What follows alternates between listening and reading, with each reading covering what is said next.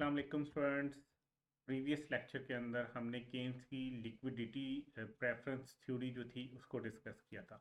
हमने कहा कि केन्स के मुताबिक कोई भी शख्स जो है वो अपने पास कैश को क्यों रखना चाहेगा, उसके पीछे उसके तीन मोटिव्स हो सकते हैं। ठीक है, से कि आपके पास अगर 1,000 कैश होता है, ठीक है, मतलब आप अपने पास 1,000 कैश रखने की ख्वाहिश करते हो, यानी कि मनी फॉर डिमांड आप अपने पास 1,000 रखते हो।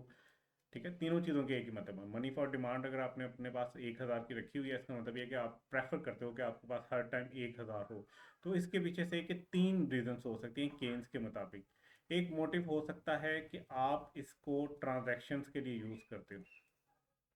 ठीक है, ट्रांजैक्शनल मोटिव के तौर पे यूज़ करते हो इसको, कि आपका मोटिव होता है कि इस 1,000 में से आप जो है वो डिफरेंट जो है ना डे टू डे ट्रांजैक्शंस करोगे। ठीक है, से कि हम कहते हैं ट्रांजैक्शन मोटिव के लिए आप अपने पास जो है ना वो 50 रुपये रख लेते हो। ठीक है, फिर आपने अपने पास प्रिकॉशनरी मोटिव के लिए, अच्छा 50 नहीं करते, 250 कर लेते हैं। ठीक है, प्रिकॉशनरी मोटिव के तौर पे आपने अपने पास से के जो है वो 150 रखे हुए हैं। इसके पीछे ये मतलब है कि आप अपने पास कुछ रिजर्व रखना चाहते हो कि अनफोर्सीनेबल कोई इवेंट ऐसा आ जाता है जिसकी आपको तवक्का ना हो और आपको उस टाइम पैसों की ज़रूरत हो, तो आपके पास पैसे हों। फिर हमने कहा कि एक तीसरा मोटिव होता है जिसमें आप अपने पास जो है स्पेकुलेटिव मोटिव के तौर पे पैसे रखते हो, कि जब भी मुझे कोई अच्छी अपॉर्चुनिटी मिलेगी, ठीक है, तो मैं वहाँ पे इन्वेस्ट कर दूंगा। से कि आप 600 इसके लिए रखते हो। ठीक है, ये हमने तीन मोटिव्स पढ़े थे। ठीक है, लाइक पहला ट्रांजैक्शनल मोटिव था, फिर प्रिकॉशनरी मोटिव था, और फिर स्पेकुलेटिव मोटिव था। अच्छा, उसके बाद हमने एक सबसे इम्पोर्टेंट चीज़ पढ़ी थी, जो कि बहुत ज़रूरी है आप लोगों को याद करना, क्योंकि इससे आई कैप जो है वो क्वेश्चन जो है वो पूछ लेता है। वो ये है कि ट्रांजैक्शनल मोटिव जो होता है वो अनअफेक्टेड रहता है आपके इस जो मार्केट में रेट ऑफ इंटरेस्ट चल रहा होता है उससे। मतलब ये बिल्कुल भी सेंसिटिव नहीं है, ये मार्केट रेट ऑफ इंटरेस्ट बढ़ रहा हो या कम हो रहा हो, ट्रांजैक्शनल डिमांड फॉर मनी जो है, आप जो अपने पास पैसे रखना चाहते हो ट्रांजैक्शनल पर्पसेस के लिए, वो अनअफेक्टेड रहेंगे। प्रिकॉशनरी डिमांड फॉर मोटिव जो है ये नेगेटिव रिलेशन रखता है रेट ऑफ इंटरेस्ट से, इन्वर्सली रिलेटेड होता है, लेकिन रिलेटिवली इनइलास्टिक होता है। मतलब प्रिकॉशनरी मोटिव पे रेट ऑफ इंटरेस्ट का फर्क पड़ता है, लेकिन बहुत ज़्यादा नहीं पड़ता बनस्पत स्पेकुलेटिव डिमांड फॉर मनी की निस्बत। ठीक है, स्पेकुलेटिव डिमांड फॉर मनी जो है ये इन्वर्सली रिलेटिव होता है, रिलेटेड होता है, और ये इलास्टिक होता है। मतलब रेट ऑफ इंटरेस्ट जितना ज़्यादा होगा आप उतना ज़्यादा पैसा जो है वो इन्वेस्ट करना चाहोगे और अपने पास डिमांड फॉर मनी कम करना चाहोगे। तो स्पेकुलेटिव डिमांड फॉर मनी उतनी कम होगी जितना इंटरेस्ट रेट ज़्यादा होगा, और जितना इंटरेस्ट रेट कम होगा उतनी demand for money speculative purpose या स्पेकुलेटिव मोटिव के तहत आप अपने पास ज़्यादा रखोगे। अच्छा, फिर हमने बॉन्ड के बारे में पढ़ा।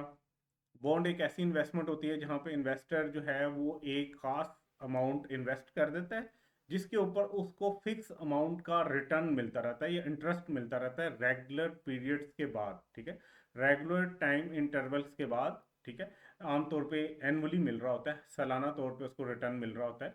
तो ये बॉन्ड्स कहलाते हैं।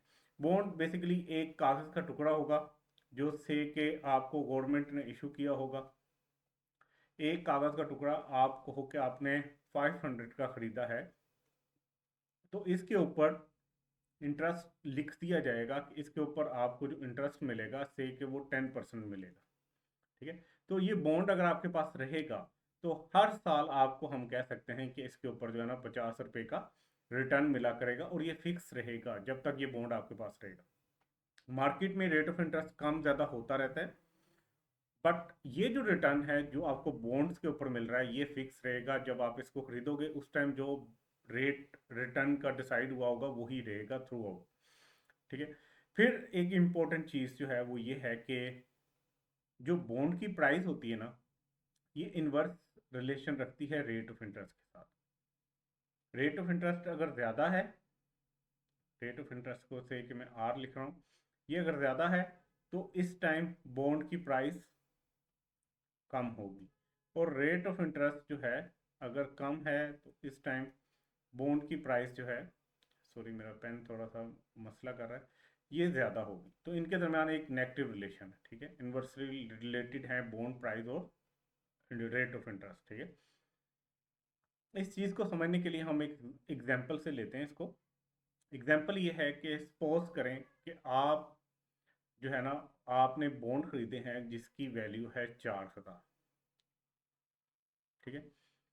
से कि आपने, ये आप खड़े हो, चलो इधर नहीं खड़ा करते, इधर बना लेते हैं, ये आप हो, आपने एक बॉन्ड खरीदा है, ठीक है, 4,000 का गवर्नमेंट से, ठीक है। और इसके ऊपर जो आपको मिल रहा है एनुअल रेट ऑफ रिटर्न से कि वो आपको 10% मिल रहा है, ठीक है। ये 4,000 के ऊपर हर साल आपको 10% के हिसाब से जो है ना वो मिला करेंगे रिटर्न के तौर पे। हम उसे कह सकते हैं कि आपको 400 मिला करेगा।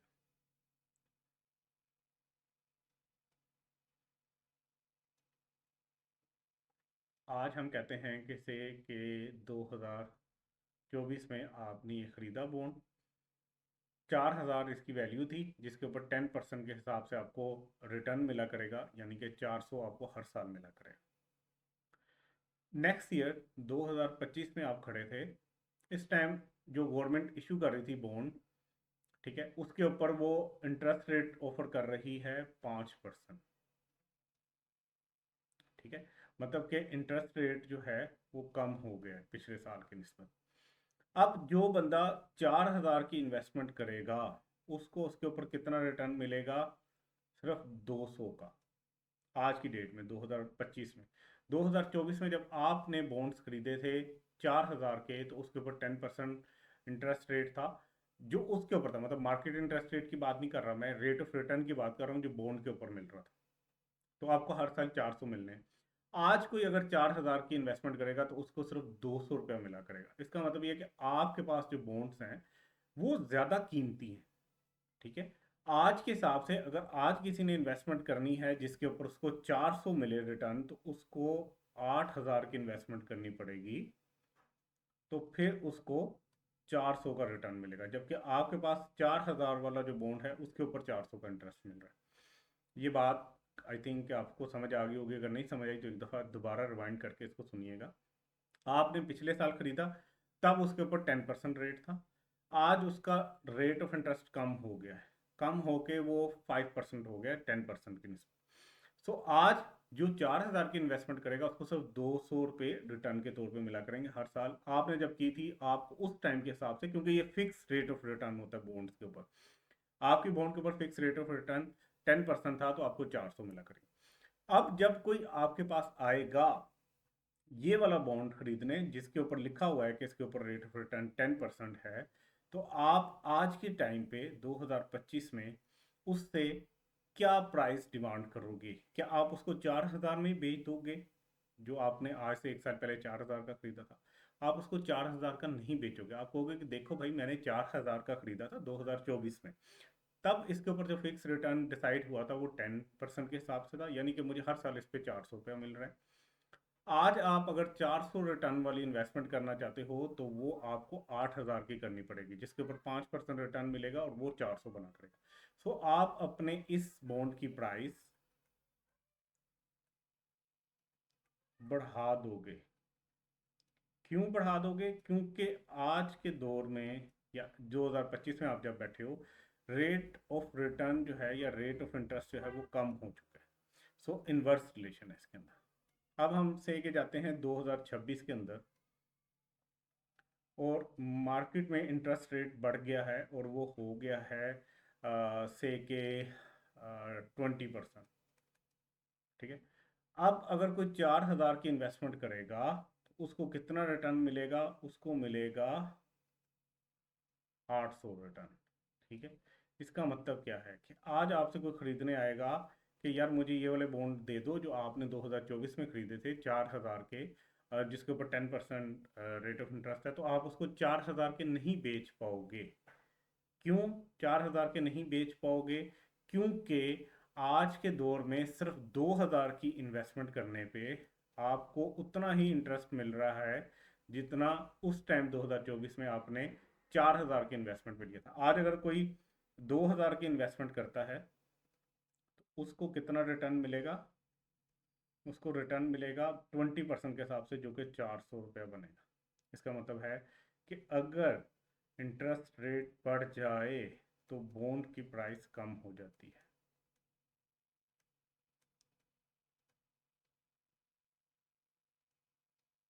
ठीक है,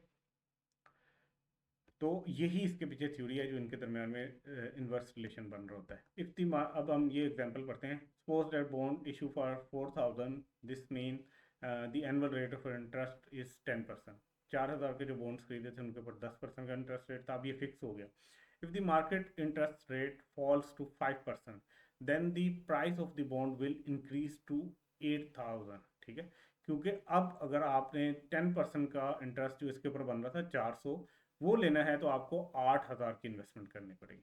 this is because in order to maintain the annual return of 400, 8000 would be need to invest in another asset. ठीक है, सो अब आप उसको 4000 वाले बॉन्ड को आज शायद आप उसको 8000 का बेचो, क्योंकि 8000 के हिसाब से जो आज आपको रिटर्न मिल रहा है वो आपको पहले वाला 4000 का दे रहा था।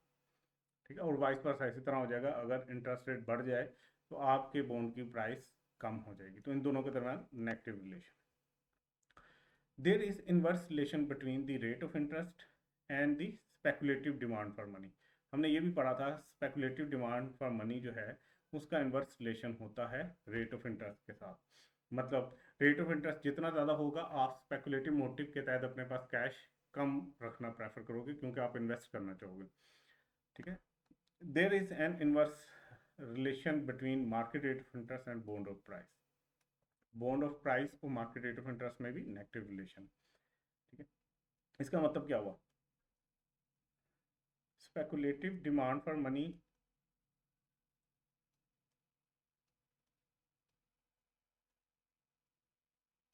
और बॉन्ड की प्राइस में पॉजिटिव रिलेशन बन गया, क्योंकि इन दोनों का नेगेटिव रिलेशन है रेट ऑफ इंटरेस्ट के साथ। टोटल डिमांड फॉर मनी क्या होती है? मतलब टोटल जो आप अपने पास पैसा रखने की डिज़ायर रखते हो वो क्या होता है? अगर हम एग्रीगेट कर दें, हम सम कर लें, सारों को जमा कर दें, किस किस को? Transactional, precautionary and speculative demand for money को। ठीक है, we get the total demand for money. तो हमारे पास टोटल डिमांड फॉर मनी आती है। This is sometime known as liquidity preference curve, और इससे जो कर्व बनेगी वो लिक्विडिटी प्रेफरेंस कर्व भी कहलाती है। And it is inversely related to rate of interest. और हम पढ़ चुके हैं मनी डिमांड मनी की जो कर्व है वो नेगेटिव बनती है रेट ऑफ इंटरेस्ट की निस्बत। ठीक है, तो ये इसमें बताया गया। तो आपकी जो टोटल डिमांड फॉर मनी है ये इक्वल टू आना है यहाँ पे, इक्वल टू है transactional demand for money, precautionary demand for money and speculative demand for money. ठीक है, तो किसी भी जगह पे इकोनॉमी में डिमांड फॉर मनी किसके बराबर होती है? वहाँ के लोग जो ट्रांजैक्शनल डिमांड फॉर मनी करते हैं, प्रिकॉशनरी डिमांड फॉर मनी करते हैं और स्पेकुलेटिव डिमांड फॉर मनी करते हैं। ठीक है, नेक्स्ट वीडियो में इंशाल्लाह हम केन्स की लिक्विडिटी ट्रैप को पढ़ेंगे। अपना ख्याल रखिएगा, इंशाल्लाह मिलेंगे अगली वीडियो में। अल्लाह हाफिज़।